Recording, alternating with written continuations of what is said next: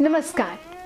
और प्रयागराज के अर्धकुंभ 2019 के एक्सपीरियंस में आप सभी का कनेक्टिविटी बाय अनामिका मल्होत्रा में बहुत बहुत स्वागत। जी हाँ, फर्स्ट हैंड एक्सपीरियंस जो मैंने किया कुंभ में। Wow, what an energy, amazing vibrations, amazing aura, wonderful place, at least once in a lifetime to visit and see कि कितना कुछ नया है यहाँ पर, जिनसे हम अपरिचित हैं, अनभिज्ञ हैं, अनजान हैं।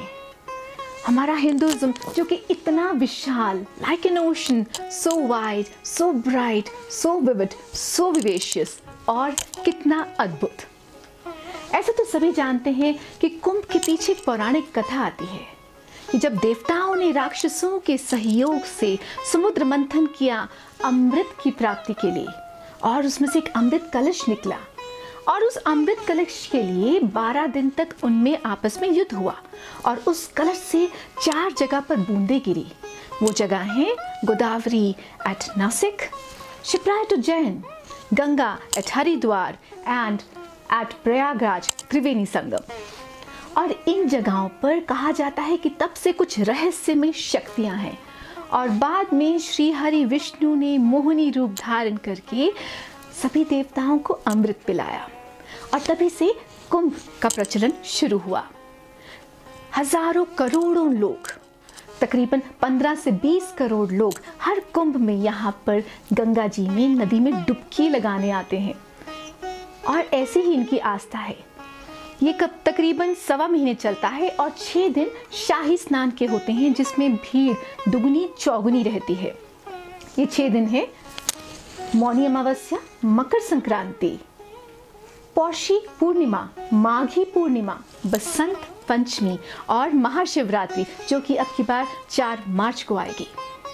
किंतु जो मैंने एक्सपीरियंस किया कुंभ में वो बिल्कुल अद्भुत था, और मैं उसके साथ आपके साथ साझा करना चाहती हूँ।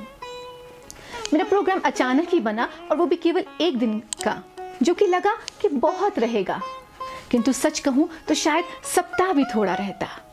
और संयोगवश उन दिनों VIP मूवमेंट्स चल रही थी।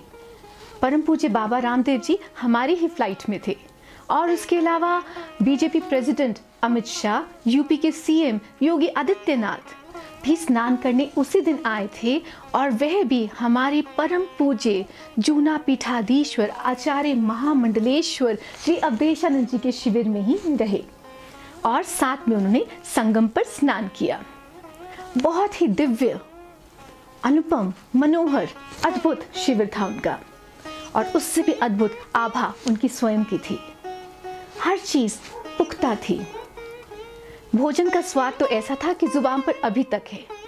मैं जानकर विस्मित थी कि 400 अनुयायी 24 घंटे निस्वार्थ सेवा में लगे हैं। इसके बाद हम बिना सिक्योरिटी के गंगा तट पर डुबकी लगाने गए। जी हाँ, wanted to experience कि एक आम आदमी कैसे स्नान करता है, कि कोई तकलीफ तो नहीं। वहां जाकर पाया कि यहाँ पर अभी भी गरीबी बहुत है, और स्थानीय लोगों के लिए ये एक अच्छा समय है अपनी जीविका कमाने का। कुछ छोटे छोटे बच्चे फल बेच रहे हैं, फूल बेच रहे थे, दूध मिश्रित जल बिक रहा था, और सभी आम मेलों की भांति वहां पर छोटे छोटे स्टॉल लगे थे, कहीं चूड़ी के, कहीं प्रसाद के, कहीं कपड़ों के, आदि आदि।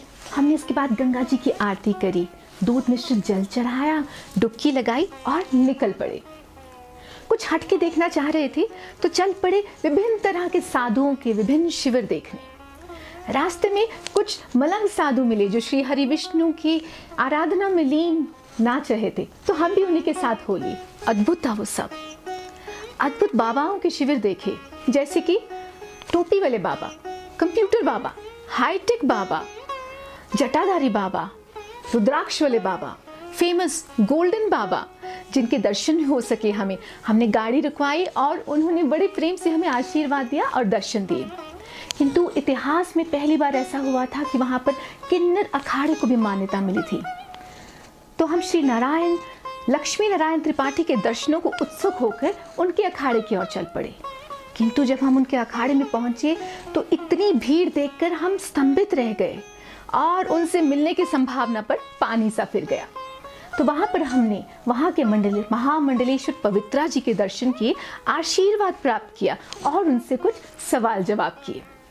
वहाँ पर पता चला कि वे महाकाल अर्थात शिव जी के उपासक हैं और उन्होंने मुरारी बापू जी को धन्यवाद देते हुए कहा कि उन्हीं के प्रयासों से यह संभव हो चुका है। वहाँ पर तांत्रिक यज्ञ भी चल रहा था। सब कुछ बहुत अद्भुत था, रहस्यमयी सा लग रहा था, किंतु समय का अभाव बहुत था और हम इससे ज़्यादा कुछ कैप्चर न कर पाए।